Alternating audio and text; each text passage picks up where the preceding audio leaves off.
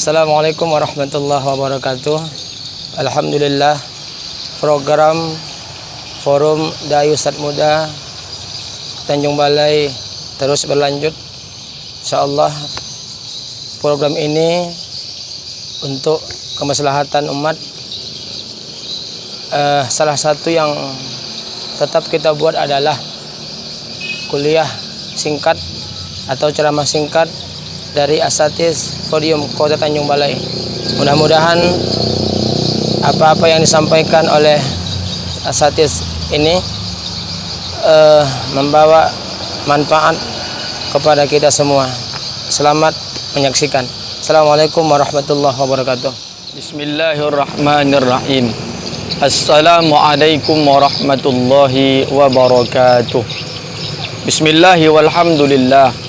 Wassalatu wassalamu ala rasulillah wa ala alihi wa sahbihi wa mawalah.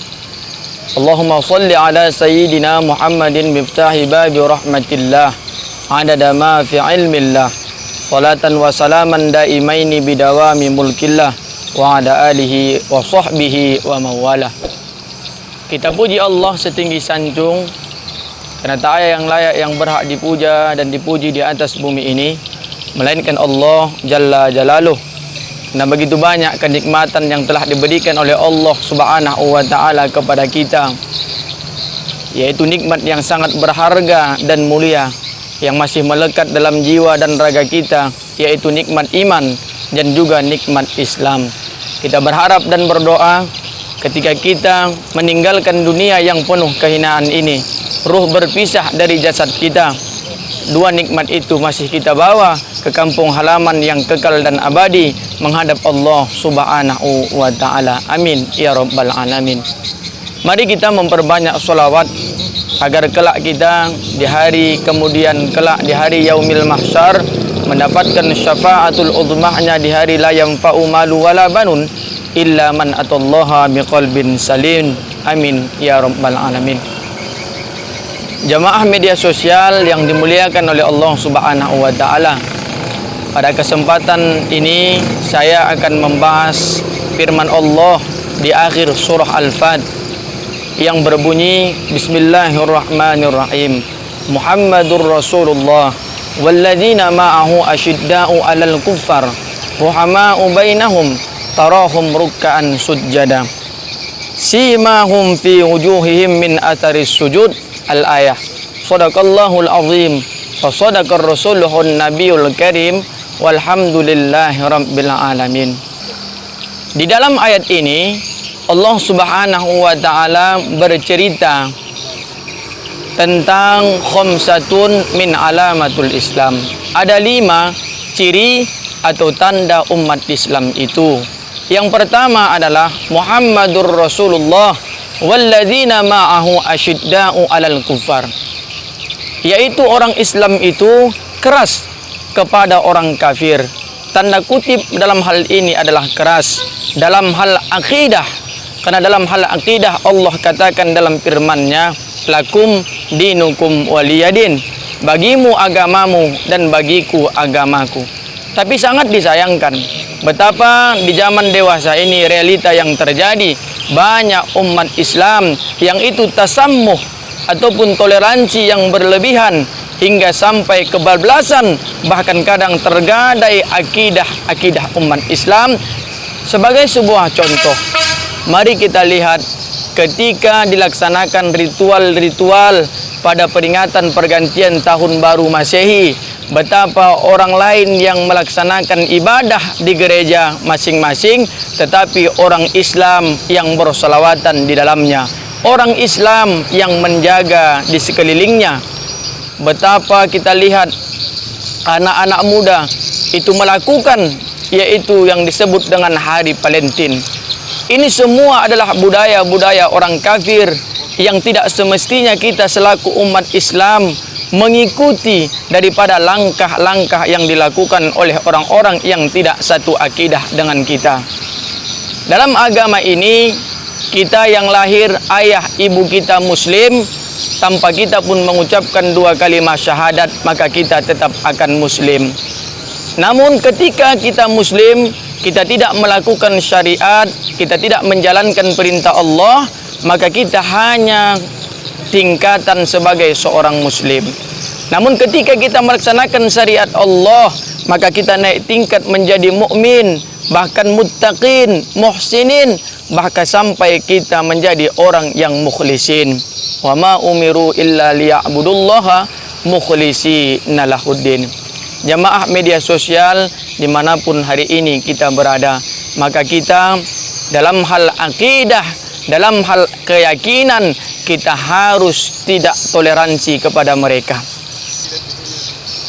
Akidah ini begitu sangat penting, keyakinan ini. Sebagaimana kita lihat Rasulullah di kota Mekah mengajarkan iman, mengajarkan akidah itu 13 tahun lamanya.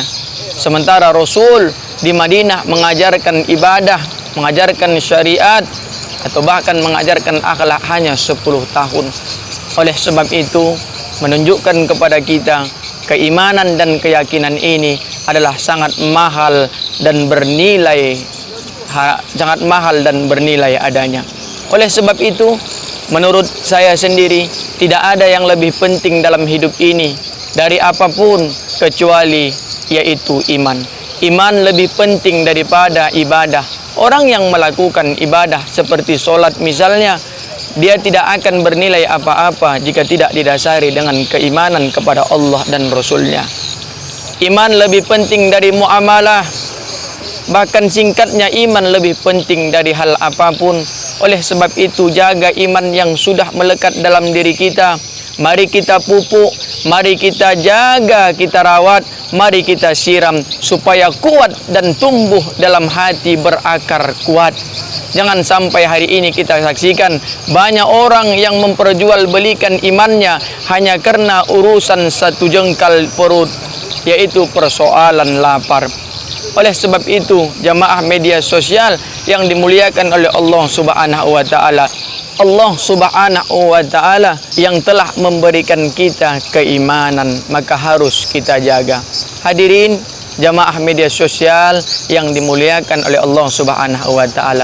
Oleh sebab itu, maka iblis, syaitan dan bala tentaranya laknatullah alaih, ketika datang dalam diri manusia, dia akan menggoda, bukan mengambil kecantikan kita, rupawan kita, pangkat kedudukan dan jabatan kita. Hadirin, yang diambil oleh iblis dan setan adalah bagaimana iman kita yang sudah kuat itu lenyap, sirna, binasa, pudar, bahkan hilang dalam diri kita.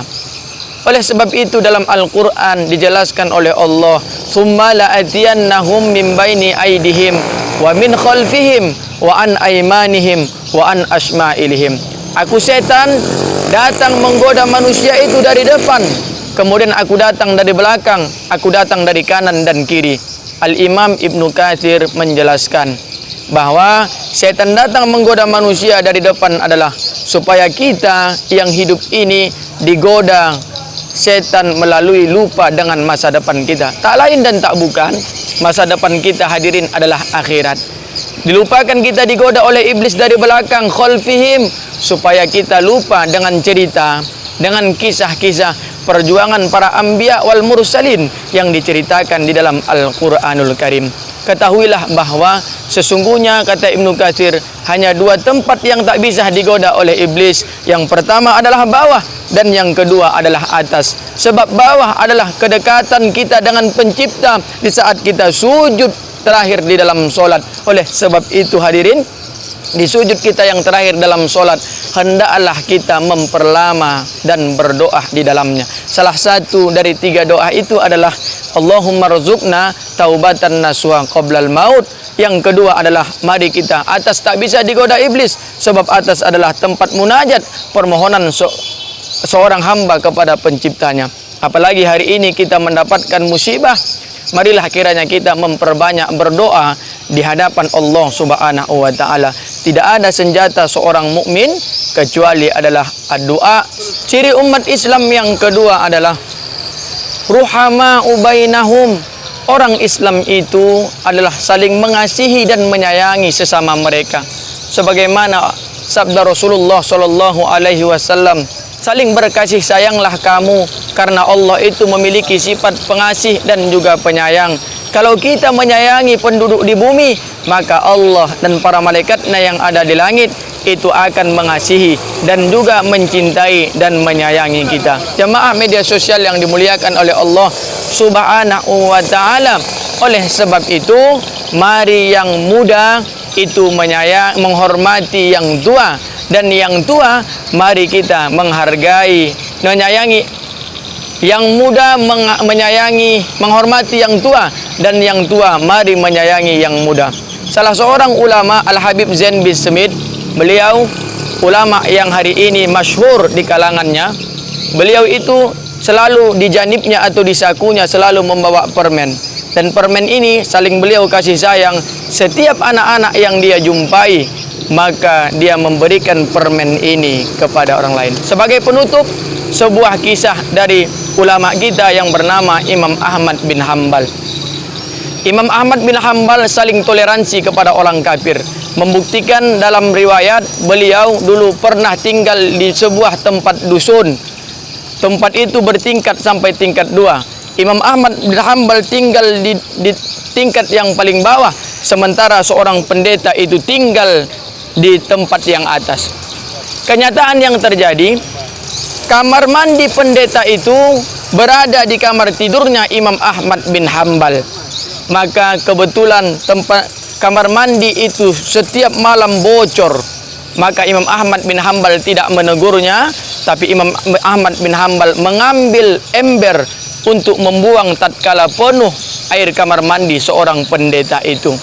Lalu kemudian, singkat cerita dan kisah, Imam Ahmad bin Hanbal dalam setiap harinya tidak lagi ditemui oleh pendeta itu, disebabkan Imam Ahmad bin Hanbal sedang sakit. Maka pendeta itu pun menjenguk, melihat Imam Ahmad bin Hanbal. Kemudian dia melihat tubuh Imam Ahmad bin Hanbal dalam keadaan lemah. Lalu dia bertanya, "Wahai Tuan, engkau kenapa? Sudah lama tidak kulihat." Kata Imam Ahmad bin Hanbal, "Sesungguhnya aku sudah sakit." Dia melihat ada tetesan air yang jatuh dari kamar mandinya. Pendeta itu mengatakan, "Dari mana air ini?" Kata Imam Ahmad bin Hanbal, "Ketahuilah air ini adalah air kamar mandinya Tuan." Berapa lama ini terjadi? Ini terjadi selama arba'ina sanawat, selama 40 tahun lamanya. Mendengar hal itu, pendeta ini tersungkur, tergeletak, lalu bersimpuh sujud di hadapan Imam Ahmad bin Hanbal dan menaikkan tangannya seraya dia mengucapkan 2 kalimat syahadat. Kesimpulannya, bukan main toleransinya Imam Ahmad bin Hanbal walaupun kepada seorang pendeta yang tidak seakidah dengan dirinya, dan dia sangat tidak toleransi dalam hal akidah. Demikian juga Nabi, ketika orang Yahudi itu datang, mayatnya Nabi Muhammad itu berdiri seolah-olah menghargai walaupun tidak seakidah dan seagama dengannya. Demikianlah, semoga 2 poin ini bermanfaat. Lebih dan kurang mohon maaf. Wassalamualaikum warahmatullahi wabarakatuh. Undur qala wala tandur man qala. Jangan dilihat siapa yang menyampaikan, tapi lihatlah apa yang disampaikan, karena orang yang menyampaikan belum tentu terbaik daripada yang mendengarkan. Wassalamualaikum warahmatullahi wabarakatuh.